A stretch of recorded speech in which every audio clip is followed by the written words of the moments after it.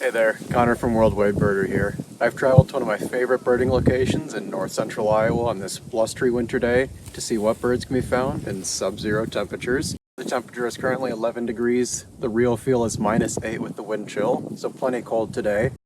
Some people might think I'm crazy to be out birding in such weather, but I bet there'll be some brave birds to be found. Plus, I should be able to enjoy plenty of peace and quiet because I don't think I'll find many other people on the trail. Let's see what we can find.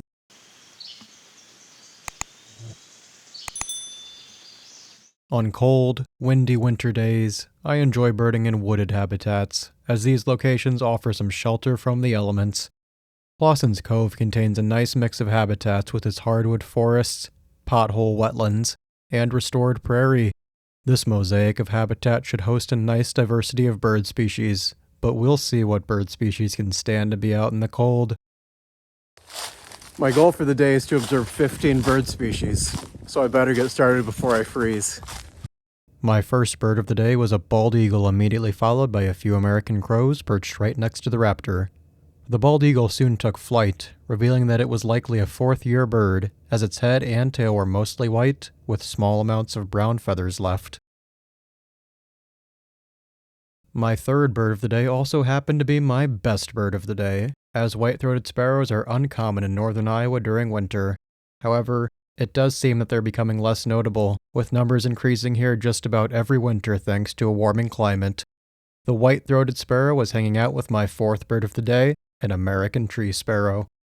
After hearing a couple of cardinals and a black-capped chickadee, I found my seventh bird of the day, a white-breasted nuthatch. These songbirds would prove to be the most common woodland bird today, with half a dozen braving the cold to forage in the woods. White-breasted nuthatches guard their territories all winter, even on the coldest days. They'll allow other species to forage in their domain, but unfamiliar nuthatches will be chased away. As I walked through the woodland, I detected my eighth bird of the day, a downy woodpecker. I then had to pause and strain my ears to hear the high-pitched calls of my ninth bird of the day, a brown creeper. In fact, there were two of these tiny songbirds interacting and foraging right next to each other. They seemed completely unfazed by the cold as they scooted up trees in search of small insects wedged between the bark and the tree. The camouflage of these creatures was on full display, as their feathers matched the tree bark perfectly. Brown creepers are a winter specialty in much of the Midwest, and although they look delicate, it's evident that these petite passerines are no pushovers. Even on a cold day like this, brown creepers will only burn about 10 calories. Still, they'll spend much of their day foraging to gather enough food to replenish that energy. This was easily my favorite bird observation of the day, as I got excellent looks at these subtle songbirds. This hairy woodpecker got me to double digits for the day. These woodpeckers were far more numerous than their smaller downy cousins.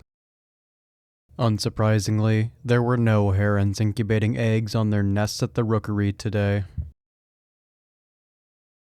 I wandered the woods for the next 20 minutes without encountering anything too noteworthy.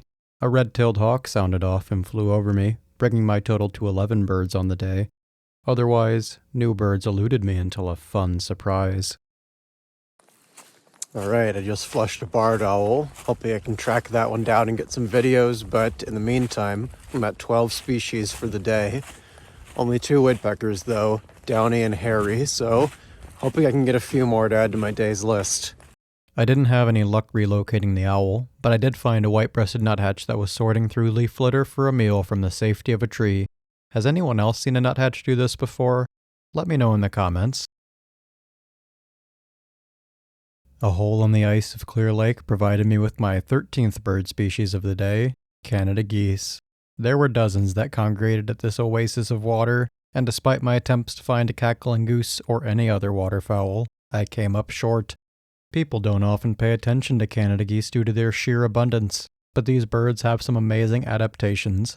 For instance, despite the wind chill being well into the negatives, this group of Canada geese was unbothered by the weather, and for good reason. Canada geese can survive temperatures as cold as -40 degrees Fahrenheit, no problem. I had hoped to add a couple more bird species to my day's list on my walk back through the woods, but scarcely any birds were active. Had the increasingly gusty winds forced birds to tap out for the day? Well, 3 miles and 2.5 hours later, I've reached the end of my trek. It's warmed up to a balmy 16 degrees. That's -6 with the wind chill, and the wind is gusting about 26 miles an hour.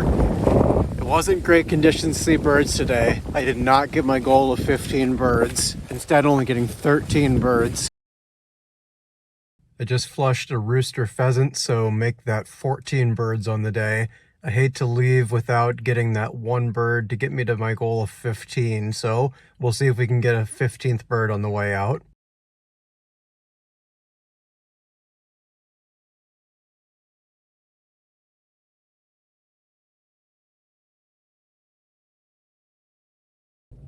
Alright, just got some wild turkeys on the way out, so that gets me to my goal of 15 birds. Nothing like a buzzer beater bird to complete the day, but hey, we will take that.